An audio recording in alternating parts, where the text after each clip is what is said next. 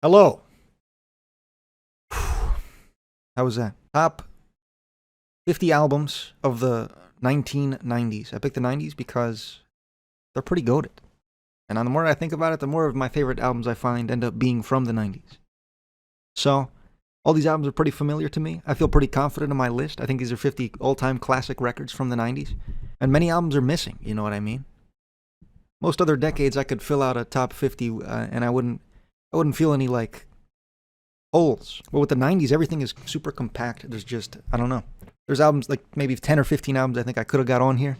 And that I had on here that I had to move out because I just thought of cooler shit. So now we're here. Coming in number 50. A little Stone Temple Pilots Unplugged. What can I say? I'm a grunge tard. It's tough to get it on here because it's only half an hour, but every song is a banger. I think Scott Weiland is one of the most goated vocalists who have ever lived. I'll die on that fucking hill. And it's goated. It's peak. If it was longer than 30 minutes, if it was an hour long, shit. If they got a full set, I don't know what world we'd live in. Would it be the same place? Would it be like that future picture everybody tweets out? The utopia? I don't know. Something to think about. Something to think about. Unplugged isn't all that. You're not going to like how this list goes. 49. A little Souvlaki slow dive. I'm not a huge shoegaze tard, I wouldn't say. I enjoy my shoegaze. I don't enjoy Loveless. People know this. And that's kind of the go-to for a lot of people. Souvlaki, I think, is the peak of shoegaze, so sorry to break hearts. But this album's fantastic. Super, very, very, very high highs. When the Sun Hits Alice, and two classic tracks. Very immersive album, very kind of lighter than... What am I trying to say? Larger than life, I guess. Very broad, it feels. Very big album. Great. 48. Hopping in with a little Fishmans. One of my favorite bands ever. This album is not as I guess, popular as their later works, but I think this album is fantastic. I think it has one of my favorite songs from them, period, In Night Cruising. I think that song fucks. I'd go that far. The opener on this album is fantastic. Every album on this song is very light, very fluffy, if that describes it to you in an interesting way. But that's the word, it's fluffy. That's what I'm going with. You can write that down if you want. 47. Following up the Fishmans. That Unplugged guy's going to be pissed off. It's Nirvana's Unplugged. I have come around on it. I think I do probably prefer it slightly to Stone Temple Pilots set, just because of the length, to be honest. I think Stone Temple Pilots set might actually even just be better. But I think it feels incomplete. This one doesn't. This feels like a complete show. 2 Unplugged albums is crazy. You're not going to like how this goes. But fantastic set. Some of Kurt's best live performances ever. Very bittersweet show in the context of the band's course, I guess. But a fantastic show. And an all-time listen. Not really a bad song on here. Some incredible covers of some iconic tracks. Some covers that exceed the fame of even their originals. That's impressive. That's talent. Number 46. Getting a little Modest Mouse in here. I thought I'd shout out my teenage self. Thought I'd give a little bit of flowers to my teenager self. But this album's fantastic. Very personal album for me, and I think it is for a lot of people, just in the kind of the story it tells, and how authentic this album feels. It's just it's very great. It's an incredible album. My favorite Modest Mouse album, I would say, comfortably. Sorry to spoil. And really, I think this could go up quite a bit on a re-listen. It's just not an album I care to hit at this point in my life. But it's fantastic. 45. Hopping in with a little Bungle. This might be a little low for some of the Bungle tards. I'm sure Kyle would be shaking his fist at the sky if he saw this. But it's how I feel, I'm afraid. I love California. I think this album's super, super, super good.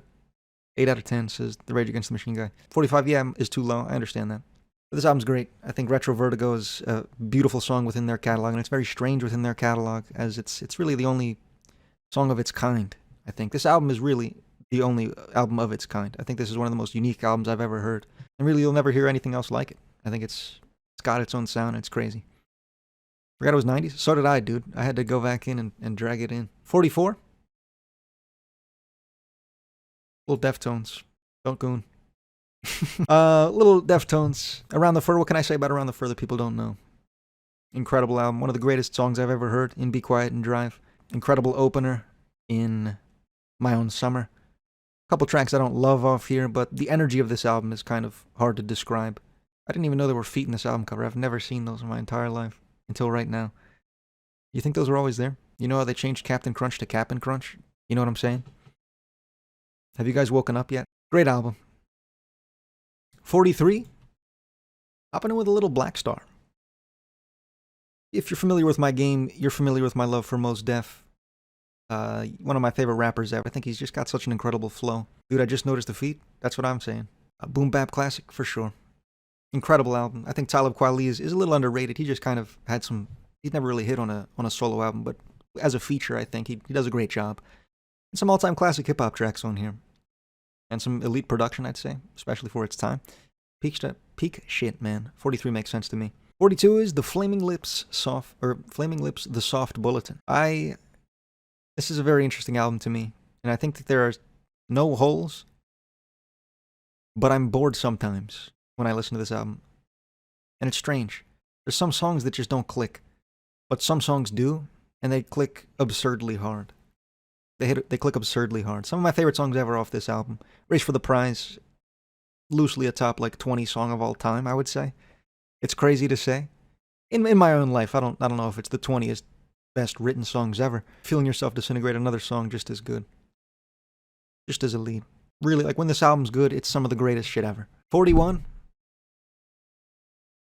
It's my GOAT, Third Eye Blind, self-titled. Just an album I listened to in my childhood. But an album I love, and I think it holds up extremely well. I think there's not a really... This is an album with zero holes, for sure. I'm never bored when I listen to this album. I don't know if there's any ridiculous highs on this, but it's just such a consistent project. It's got such a consistent sound. It's peak. Step back from that ledge, my friend. And it's got some all-time classics on there, man. Some tracks everybody just knows. One of the best 3-track closers of all time. I'll stand behind that. 40. Soundgarden, Super Unknown. Back on my grunge shit. Some all-time classics off of Super Unknown. Black Hole Sun, Fell on Black Days. Like Suicide, I think is a really, really strong closer. The title track, I think, is super underrated. I think this album just very well defines grunge, and it's also larger than grunge, I think, in some of the production itself, and in some of the songwriting, I think. Just a very impressive grunge album, I think. Took grunge to a different level, even if it's not a new one. It was different. And I really respect that about it. And I think it's peak. It gets the 40 spot from me. 39. Stone Temple Pilots Core. What can I say? I like grunge.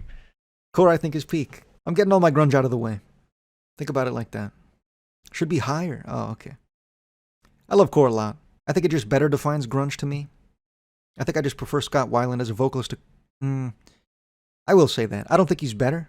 I think Chris Cornell's a far better vocalist than... I don't even know if I'd say far. I think he's a better vocalist than Scott Weiland, but I think I just kind of prefer Scott Weiland as a vocalist and the energy this album kind of brings. 38.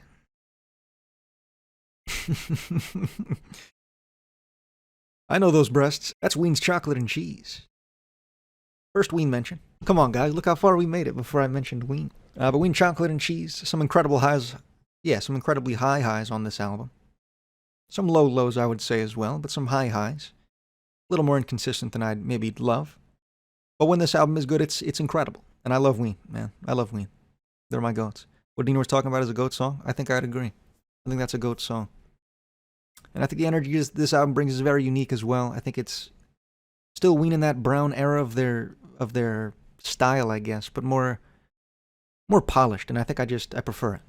I think I prefer it. Well, I do prefer it to that brown shit, but I like Ween. Okay, you got me. 38, I think, makes sense. I think 38 makes sense for that. 37, Dave Grohl. What could he be covering? The Tribe Called Quest. Midnight Marauders. The Tribe Called Quest, another one of my favorite hip-hop artists, I guess. They're a group, but they're incredible. Electric Relaxation, exactly. What a fucking incredible track. And I think this album's super consistent as well, and it tells a very interesting story. It's a concept album, and I like that a lot. Or I like the concept of it. I think it's very unique in its production and just in the way it's recorded. I don't know. And the Q-Tip's flow, of course. Fife Dog's flow, of course. Come on. Gotta be up here. Swans, soundtracks for the blind at 36. Might be a little low for some of the Swantards. Could be higher, just kind of scares me. Not an album I hit too often. It's just very dark, but very powerful, I would say. Crazy-ass album. An album unlike any other album again, I would say, even unlike the rest of Swan's catalog. And just its intensity, I think. This album brings an intensity not through screaming as loud as they can, but through sheer musicianship, to be honest. It's crazy. Stupidly talented fellas. Love the experimental sounds on here. It's peak, man. 35. It's Megadeth's Rust in Peace. My favorite thrash album of all time. Thrash metal not one of my personal favorite genres of all time, but I think Rust in Peace belongs up here. I think it did take thrash to its highest peak, like I said. I think Dave Mustaine sounds tolerable on here, and some of the guitar work here is just, it's legendary, I would say. 34. Mobb Deep's The Infamous. More peak hip-hop. Hard to deny how incredible this album is, I think. Incredibly consistent. Shook Ones Part 2, one of the greatest rap songs of all time. What are you going to do? What are you going to do? I think it belongs in here. I'd probably lower it now that I think about it. I could probably get it behind Midnight Marauders. In hindsight. But hindsight's 2020. 33. Swans Are Dead. Kind of soundtracks for the blind. In its intensity and in its uniqueness. But also live. But also live. It just brings all that shit to a new level, I think. It's another band that kind of expands upon their stuff in live settings. And it's magical to hear. I can't imagine seeing a show live. It'd probably terrify the shit out of me. I don't think I'd want to go. But an incredible album, one of the greatest live albums of all time, I'd say. Comes in at 33 in the 90s, but it also comes in at 80. Just ever, 32. Biggie Smalls, Ready to Die. All-time hip-hop classic, another one. Some incredible songs. Some poppy songs that everybody knows, but also some deeper cuts that or not even deeper cuts, this album's fucking huge, but just this. I guess if that's the top layer, then the second layer of songs, those songs are incredible, I think. Ready to Die, peak tracks. Biggie Smalls, one of my favorite lyricists of all time again. He just had one of the greatest flows to have ever lived. Oh man, I just read a terrible message in chat. Son of a bitch. Lost my train of thought. Guy said, rap is hardly music, and he's serious. Everybody point at him. If you play any instrument or compose music, you'd know it's true that rap is not music. Doubles down in a terrible way. 31. Rage Against the Machine, self-titled. It's an album I listened to a lot more when I was younger. I think it's another one of the most intense albums you'll ever really hear. And just how just how angry this guy Zach is. This guy Zach De La Rocha is just so upset with the government. And it's fun. It's fun, man. It's fun. The energy is incomparable to really any other album. I think 31's a great spot for it. I would have had this much, much higher, 2 years ago. But now I'm 75 years old. Things change. 30. Little Elliott Smith, Either Or. Gave this album a re-listen the other day. And it clicked. This album's damn good. I think you just have to be having a terrible day. I think you just have to be having a bottom 5 day of your entire life. And then this album makes a shit ton of sense. Incredible album. Top 10 all time for me. I can understand that. It's an album I've been listening to, I wouldn't say on repeat, but much more in the last maybe week or so. Incredible, man. Incredible. It's got a couple weaker songs, I guess. But the highs on this are nuts. And it's got such a consistent sound, such a soft sound, such interesting, man. It's just an interesting ass album. I love it. All right, listen to Argo Slent and the Beach Boys, and That Is Not Music. What is he trying to say? 29, Fiona Apple. Oh wait, this guy's rage baiting? He's a poser and has never heard of Argo Slent. Hold on, chat. If they have less than 1 million monthly listeners, I'm gonna ban you permanently. Just for fun.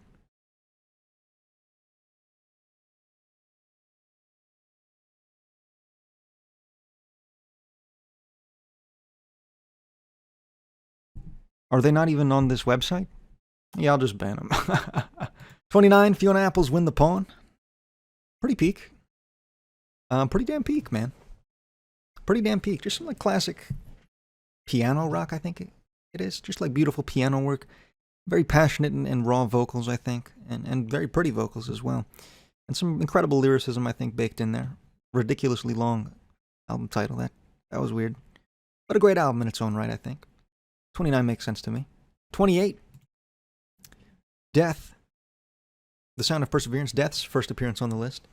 Probably could have, well, hindsight's 2020. Hindsight's 2020. Death's The Sound of Perseverance.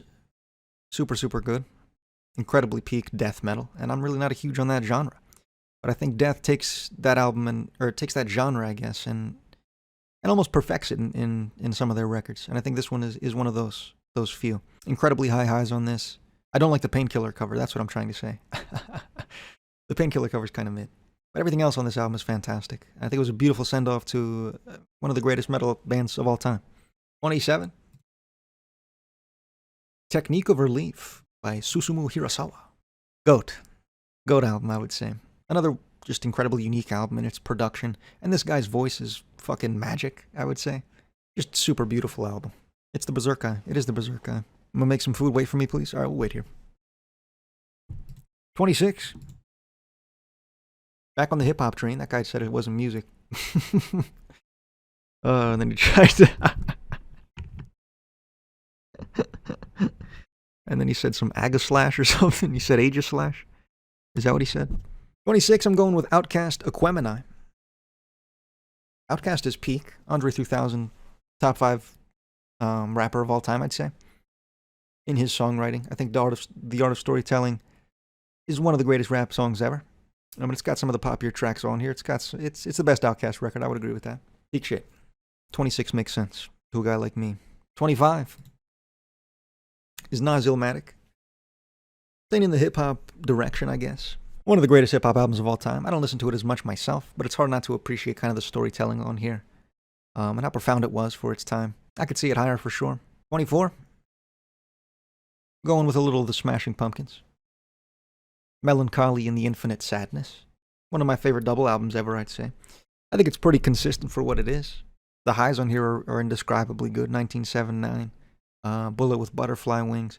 And I think some of even the softer tracks, like some of the Billy Eha tracks, are also goated, man. Are also incredible. This album's just it feels very complete to me. It feels like a whole complete story. I like the Smashing Pumpkins a lot. I think 24 is good for me. Billy Eha, James Eha. These are, you understand what happened. 23. Going with the Cocteau Twins. Little Heaven or Las Vegas. Very, dreamy album. Very ethereal album, almost. Incredible shit. One of my favorite album closers ever. One of my favorite album openers ever, too. Just a very strong album. And it's got that consistent sound the whole way through. It's just beautiful shit, man. Beautiful ass album. I think 23 is good for this, though. Beautiful album. Just wish I knew what she was saying. Yeah, it's tough. It's tough. People have figured it out. Probably out there on Google.com. 22. Go and enter the Wu-Tang. Wu-Tang Clan. Gotta respect this album too, I think. Incredibly consistent. And for what it did for hip-hop, I think. Some of the lyricism on here is so... One of the first albums to be this kind of visceral, this kind of aggressive, I think. Just this kind of, angry it feels. Just fantastic shit. Fantastic album. Consistent, zero holes, I'd say. One of the greatest hip-hop albums of all time. The 90s were just stacked, man. 21. A Little Godspeed You Black Emperor. F sharp, A sharp, Infinity. Honestly, could be higher. It's been a while since I've listened to this. It's been a damn long time. Should probably re-listen to it. Not enough grunge. How could you have... F sharp, A sharp, Infinity, though, probably could be higher. Hindsight's 20/20. Everybody knows that. But I think this album's goated, man. Incredible beauty. It's kind of just lift your skinny fist, but just a little less good. So if I'm listening to those guys, I'm usually listening to that, to be honest. But this album's ridiculously good, too. Fantastic, just beauty across this entire album. So larger than life again. But such a profound sadness transcribed in these songs. It's incredible how they can do that, man. A lot of instrumental artists, I can listen to and I can enjoy. But it's tough to, I don't know, to connect with an instrumental song. But with these guys, they make it easy, man. It's profound how they can do that. 20. Slint, Spiderland. Incredible. Incredibly influential as well. Just a sound that I feel like it was also very unique, especially for its time. Good Morning Captain, one of my favorite closers of all time. Doesn't get much better than that. Just a very profound album, very kind of interestingly dark, I think. So, I don't know. It's just an uncomfortable listen, I would say. An uncomfortable album. But it paints a very strange discomfort, I guess, that's almost addicting. It's a strange record, but it's great. 20, I think, makes sense. 19? Whoa. Sade's Love Deluxe. I heard this the first time a couple days ago. Maybe a week and a half ago. I don't remember. Time's an illusion. This album's incredible. Incredible vocalist. Incredible vocalist. Just sheer beauty captured on here. One of the greatest R&B albums I've heard ever, to be honest. In a short time I've been listening to it. It's been on a decent amount of repeat, I'd say. Doom sampled it. That's a fun fact. But it's great. I love this album a lot. Super, super good. 19 makes sense. I think it could be higher as I give it more listens, probably. But right now I'm going 19. 18. Little Jeffy B. Little Jeff Buckley. He's got to belong here. Could be a little low for some cats. But I think this album's nuts. Very beautiful vocals. I think he's one of the greatest vocalists to have ever lived, for sure, comfortably. I think he's also one of the greatest songwriters to have ever lived. This could be higher. It could be top 10. I understand that. I understand. I think every album above it's better. Like being number 18 in the 90s would put you at number 1 in the 70s. Or maybe not the 70s. It'd put you like number 5 in the 70s. Something like that. This decade's just so stacked, man. But this album's fantastic. Some sadcore shit, man. Just some sadcore shit, but some beautiful beautiful musicianship in there as well. Talented motherfucker. Died crookedly young. Batters my soul. Number 17. Massive Attack's Mezzanine. Trip hop is a genre I've just been fucking loving, man. Just been loving trip hop as of late. This album has, I'd say, 0 holes. I think it's consistently has this just incredibly unique and interesting sound to it. Some of the production is just fucking nuts. Some of the vocals are great. Like it's just peak. It's peak. Fantastic Planet gonna be snubbed, buddy. We're at 17. 16. Alice in Chains, Jar of Flies. I know. It's an EP. Whoa. Okay, now what? What's your next move? Go ahead. I'm all ears. Such a powerful album. Such a powerful piece, man. Such a raw view into kind of the band's state, and of course Lane Staley's state. But such a dim light, I think. It's such a dim album. And everything about it. Like if you just sit in a dark room, we go sit outside in the rain, under an umbrella or something, or your patio, just fucking Nutshell comes on. Damn. Such an iconic piece of music, man. Too goated to describe. First 4 songs on this album is one of the best things I've ever consecutively heard. That makes sense to me. Right to this album. Doing fair. 15. Back to trip hop. I said I fucked with it. What can I said I fucked with it. Going a little Portishead dummy. Beth Gibbons, GOAT vocalist? I don't know. Maybe. Another trip hop fucking classic. Another trip hop masterpiece.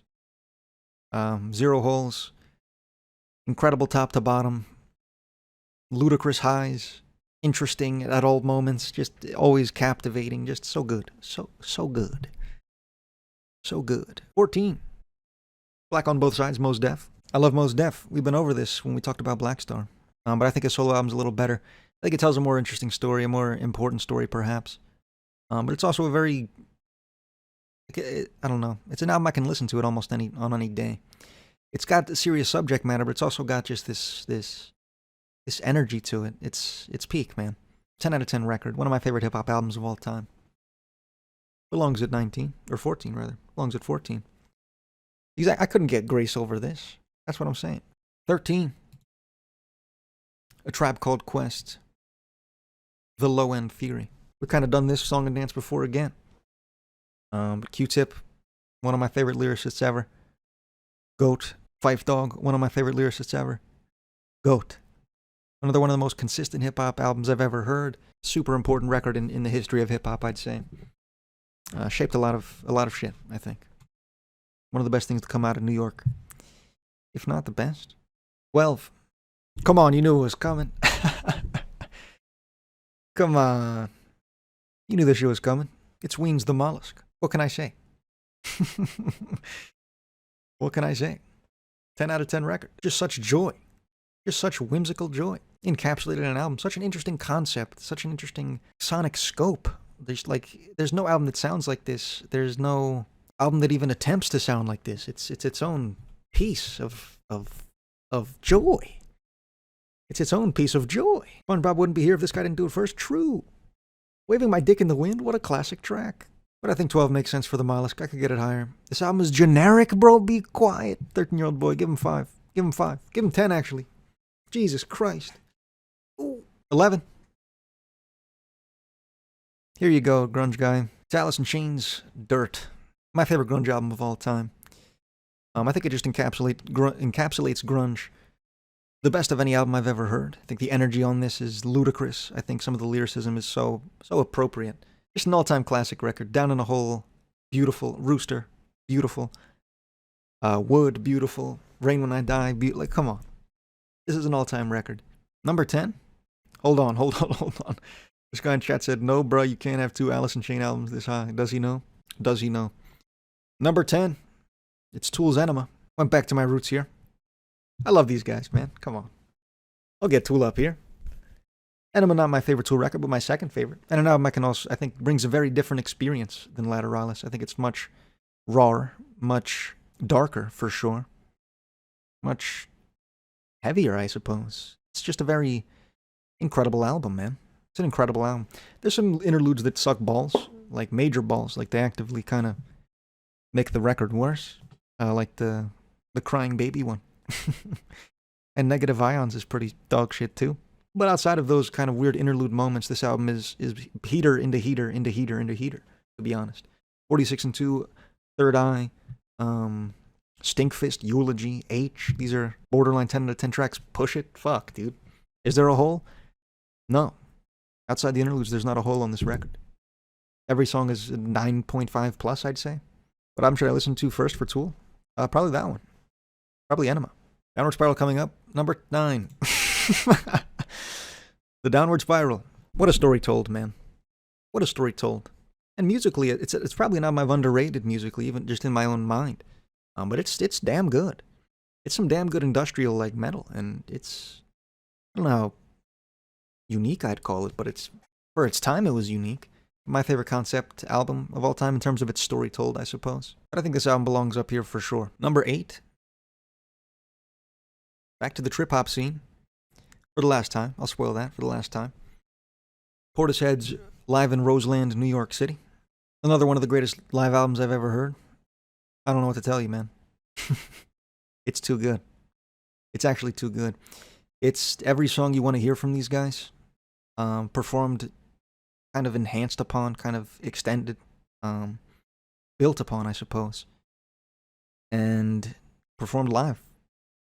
By just like one of the greatest vocalists to have ever lived, I'd say, in a live setting. Just so fucking, I can't even imagine being at this show, man. So fantastic. So fantastic. Over Dummy, for sure. Number 7. Fishmans. Uchu Nippon Setagai. I fucking love Fishmans. We've had this conversation. Starts on this beautiful note, I think, this kind of light and upbeat note, kind of, as the album descends, it ends in sorrow almost. In a very interesting way. That it feels like Shinji Sato's kind of last story told. And I know it wasn't his last, I mean, 98, 12, 28 was after this, but his last kind of studio album. It feels like the end of his life to me. I mean, I think Daydream is the perfect song to kind of encapsulate that. And I think the entire album encapsulates kind of his life in a way that I've never really heard. And just such a beautiful album. So immersive, so light, so ethereal, man. Just beauty. Beauty encapsulated. Number 6. Death Symbolic. My favorite death metal album of all time. By a lot. My favorite metal album of all time? That's not true, because Lateralis is metal. But fuck, it's up there, man. I love Death Symbolic. One of the, if you're going to listen to death metal and you're like, the vocalists fucking always suck, this is the album you should listen to. Because here they're almost acceptable. Or accessible, rather. They're still heavy, but they have, I don't know, just this nice sound to them, man. Guy's just talented. And some of the guitar work on here, just all the instrumental work, really. The drums on this are fucking ridiculous. Some of the bass lines, I think bass lines are fucking putting in some serious work in here, man. in a very strange way that I usually don't notice. But I think, yeah, this album's nuts. Perennial Quest, one of my favorite songs ever. Crystal Mountain, up there. Symbolic, the title track, up there. Number 5. It's the Smashing Pumpkins' Siamese Dream. I love it. This album means a lot to me. It's a very beautiful album, I think. Some of Billy Corgan's rawest work. A little less polished than Melancholy, but I think it gains something from that. It gains kind of an energy to it and a beauty to it. Songs like Mayonnaise are songs that I can remember listening to that for the first time, man. Like, what a fucking incredible song. That's one of the greatest songs I've ever heard, for sure. And Hummer is another one of my favorite songs ever. Today, Cherub Rock, Luna is one of the most beautiful tracks I've ever heard. This album just has it all for you, man. This album has it all. It's got that shoegazy guitar. It's got that fucking Billy Corgan's whining ass vocals, but he's out there pouring this fucking heart out, man. I love this shit. Number 4, Fishman's back. Ooh, Fishmans are back. But Fishman's Long Season is number 4. Perfect spot for it. One of the greatest songs I've ever heard, ever. I think the sheer ambition of this is fucking crazy.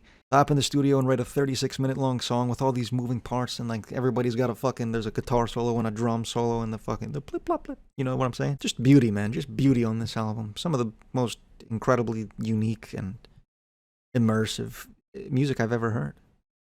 This isn't an album, it's just a song. It's an EP. Or no, it's an album, man. It's an LP. Number 3, Alice in Chains Unplugged. Maybe my second favorite live show of all time. Nutshell Unplugged. I mean, that'll shatter your soul. It's just devastating. Down in a Hole as well, Rooster. I mean, this entire show is just so fucking moving, man. It's just a moving. Number 2, OK Computer by the Radiohead. Another one of the greatest concept albums I've ever heard. But OK Computer, my God, how sick is this? Incredible concept. 0 misses on this album. I'd say even Electioneering, I think the flow of this album is stupidly good. Some of the highest peaks ever that I've ever heard. Just so fucking good, man. Such beauty on this thing. And number 1, it's Fishman's Live, 98-12-28. My favorite album of all time.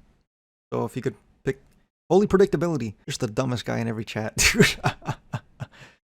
Just the dumbest guy in every chat. Holy Fishmans? Yeah, they were kind of top loaded here. But fuck, this album's so good, man.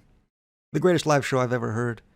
I think just the heart and soul poured into this is unlike anything I've ever heard in my entire life. And you can just hear this Shinji Sato guy just pouring fucking every last thing in his soul into some of this music, into some of these vocals, into some of his singing, man. I mean, the rest of the band just fucking almost matching that energy. It's incredible. There's so much passion and heart in this. Long Season Live, I think, is the greatest song I've ever heard. In the Flight, fantastic. Oh my God, he types a paragraph. Give him another 10 minutes. He hasn't learned shit. I'm not even reading it. Just give him another 10. But yeah, just fucking, my God, how good is this fucking album? In the Air is fantastic. Yeah, that's another ludicrous highlight. There's a song I'm trying to think of. Night Cruising, man. And Not to Nano, Nane Tano, something like that. 10 out of 10, 10 out of 10. This album's just a 10 out of 10 experience, top to bottom, every time I listen to it. I'm never dissatisfied. I'm never like, this hasn't aged the best. Never. Just so fucking good. That's my number 1. That's the list.